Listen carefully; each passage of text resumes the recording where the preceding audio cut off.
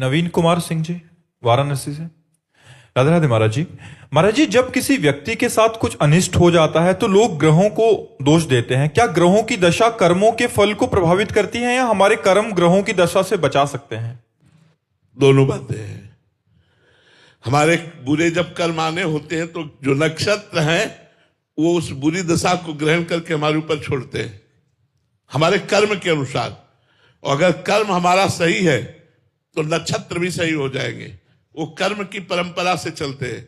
जैसे अब हमको बुरा समय व्यतीत करना है, बड़ा कष्ट भोगना है, तो नक्षत्र बुरी दशा में बैठ जाएंगे जाके, क्योंकि कर्म के अनुसार भोग भोगना है। अगर हमारा सही समय आ गया है तो नक्षत्र जो है अच्छी दशा में बैठ जाएंगे। और एक दशा हम तुम्हें बताए देते हैं, यदि भगवान की शरण में हो तो 7.5 शनिचर रोज लगा रहे, कुछ नहीं उखाड़ पाएगा।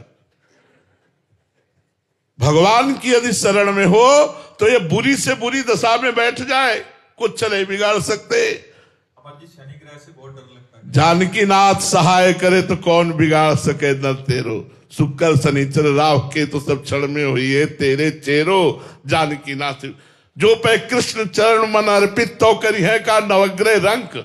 आप विचार करो, भगवान की यदि शरण में हो, भजन करते हो तो एक ग्रह नक्षत्र कुछ नहीं बिगाड़ सकते। नाम जप करो, इधर उधर मत भटकना। एक आदमी हित धाम में मिला, वो कई लोहे के छल्ले पहने थे। हमने कहा ये क्या है? बोले घोड़े की नाल के हैं। तो हमने कहा इनसे क्या होता है? बोले शनिचर का प्रभाव नहीं चढ़ेगा हमारे ऊपर। अरे वो घोड़ा तो बच नहीं पा रहा, कुंतलों मनो लद करके रोड में दौड़ रहा है, और उसकी नाल तुम पहन लोगे, वो नाल तुम्हें बचा लेगी कर्म बंधन से। अरे राधा राधा रटो, राधा राधा रटो, इधर उधर के चक्कर में मत पड़ो। भगवान की शरण में होकर अच्छे आचरण करो। जो ग्रहण है, जो नक्षत्र है, जो जितने भी, ये सब अनुकूल हो जाएंगे। ये बुरी दशा में होने पर भी आपका मंगल करेंगे। क्योंकि आप मंगल भवन भगवान की शरण में हो। हमें तो एक ही बात समझ में आती, राधा। जहां राधा वहां कोई बाधा नहीं। जिसको 7.5 चढ़ा हो, राधा राधा रटना। अगर कुछ बिगड़ जाए तो हमें बता देना। राधा राधा राधा राधा राधा। और ऐसे चाहे कुंतलों तेल चढ़ा दो, शनि भगवान प्रसन्न होने वाले नहीं। भगवत विमुख होकर मनमानी आचरण करने वाले के ऊपर ये देवता है, ये सब नक्षत्र देवता है, और ये सब भगवान के पार्षद हैं। जब आप भगवान के सम्मुख हो जाओगे तो ये कृपा करने लगेंगे, ये आपका विरोध छोड़ देंगे। और जब आप भगवान से विमुख आचरण करोगे तो यही आपका विरोध करने लगेंगे, अशांति पैदा कर देंगे, विघ्न पैदा कर देंगे, विपत्ति पैदा कर देंगे। वैसे सिद्धांतिक ये है कि जब हमारा बुरी दशा आने को होती है तो हमारे जो ग्रह नक्षत्र हैं वो बुरी दशा पे बैठ जाते हैं और हमें दंड देने लगते हैं। और जब हमारी अच्छी दशा आनी होती है तो ये अच्छी दशा पे बैठ जाते हैं। पर भगवान की शरणागति में ये बुरी दशा में भी बैठे हो तो भी हमारा मंगल होगा, अमंगल नहीं हो सकता।